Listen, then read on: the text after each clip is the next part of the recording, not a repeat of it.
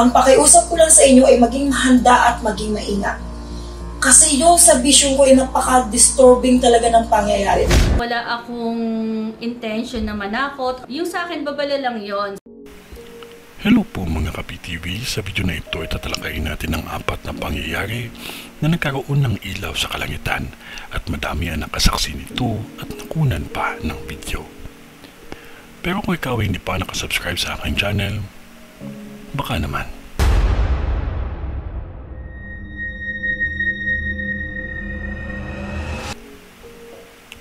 Sa loob ng madaming siglo, ang mga kakaibang liwanag sa kalangitan ay inuugnay sa mga natural na sakuna.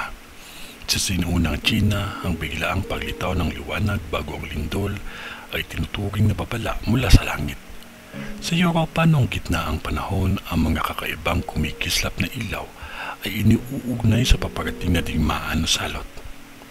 Sa kasalukuyan, madaming ulat na misteryosong liwanag bago ang malakas na lindol at bagyo, tulad ng mga nasaksihan sa Thailand, Canada, Texas at iba pang bahagi ng mundo. Sa video na ito ay papakita namin sa inyo ang mga kakaibang liwanag na nahagip ng video. Unahin na natin ang liwanag na nasaksihan sa Phuket, Thailand. Isa itong liwanag na nagmula sa mga ulap na nabistulang parang isang ilaw mula sa langit. Punta naman tayo sa ilaw na nakita sa Europa.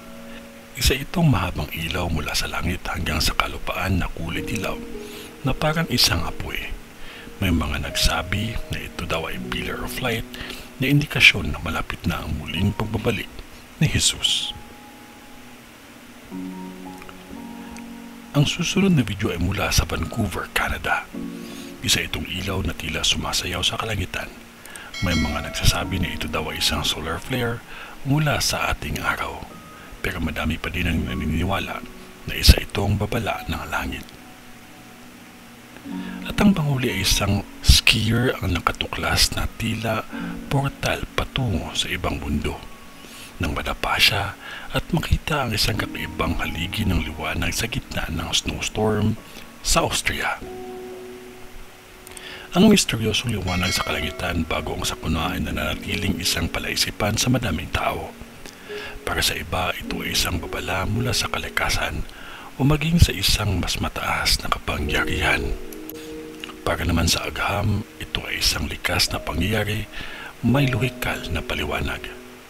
Gayunpaman, ano paman ang pinagmulan ng mga ito, ang mga kakaibang liwanag sa langit ay patuloy na bumibigkas ng hiwaga at nagbibigay ng babala na dapat tayong laging maging handa sa mga posibleng sakuna.